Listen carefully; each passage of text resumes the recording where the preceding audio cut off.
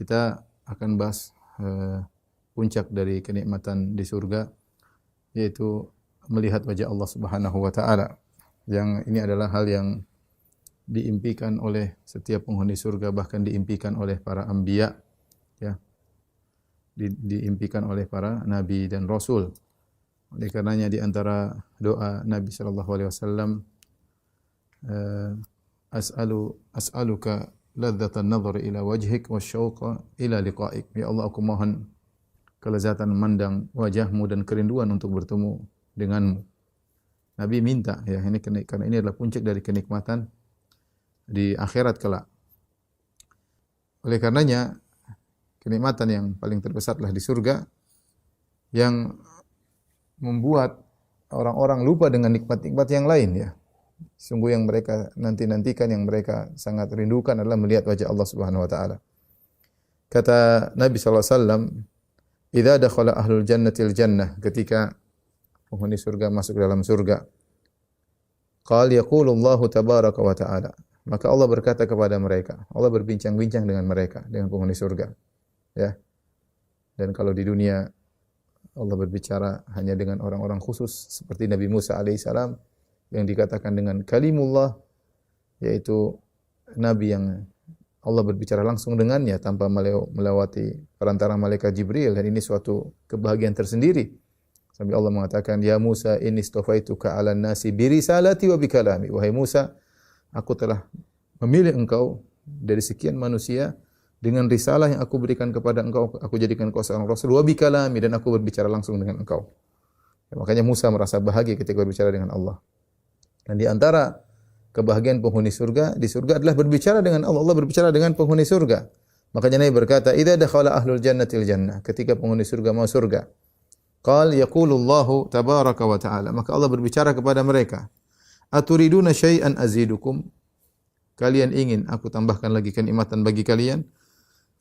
Fayaquluna, maka mereka berkata, "Alam tubayyid wujuhana?" Bukankah kau telah membuat wajah kami berseri-seri, ya Allah? Artinya apa lagi yang mau diberikan? Kami sudah merasakan puncak kenikmatan di surga. "Alam tudkhilnal jannah?" Bukankah engkau telah masukkan kami dalam surga? Wa tunjina minan nar, dan engkau telah menyelamatkan kami dari neraka jahanam. Mau apa lagi? Seakan-akan mereka berkata, mau apa lagi, ya Allah?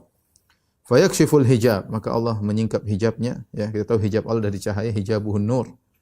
Hijab Allah adalah cahaya. Fama u'tu syai'an ahabba ilaihim minan nadhri ila rabbihim azza wa jalla. Maka kata Nabi, fama u'tu syai'an, mereka tidak pernah diberikan sesuatu pun yang lebih mereka sukai lebih dari memandang wajah Allah Subhanahu wa taala. Inilah kenikmatan yang terpuncak yang ada di akhirat, dan Allah namakan dengan tambahan, yaitu tambahan. Ya. Makanya setelah itu Nabi sallallahu alaihi wasallam bacakan firman Allah, "Lil ladzina ahsanul husna wa ziyadah." Bagi orang-orang yang berbuat ihsan, mereka mendapatkan surga al-husna wa ziyadah, dan mendapatkan tambahan. Tambahan tersebut adalah memandang wajah Allah Subhanahu wa taala. Karena sebagian ahli tafsir ketika menafsirkan tentang kenikmatan surga Firdaus, kata Allah Subhanahu wa taala, "Innal ladzina amanu wa amilus solihati kanat lahum jannatul firdausi nuzula khalidina fiha la yabghuna anha hiwala." Di akhir surat Al-Kahfi. Kata Allah, sungguhnya orang-orang beriman dan beramal saleh, kanat lahum jannatul firdausi nuzula. Mereka mendapatkan surga Firdaus. Nuzula dalam bahasa Arab artinya dhiyafa, yaitu hidangan, jamuan pembuka. Jamuan pembuka. Jadi kenikmatan yang mereka dapatkan dalam surga Firdaus, di puncak-puncak kenikmatan semua Allah hanya menamakan dengan nuzula, sebagai hidangan pembuka dari Allah Subhanahu wa taala. Kata sebagian ahli tafsir, ini menunjukkan ada yang mereka yang lebih hebat daripada ini. Karena kalau kenikmatan surga Firdaus hanyalah sebagai muqaddimah, sebagai dhiyafah, sebagai pembuka, ya, nuzulan.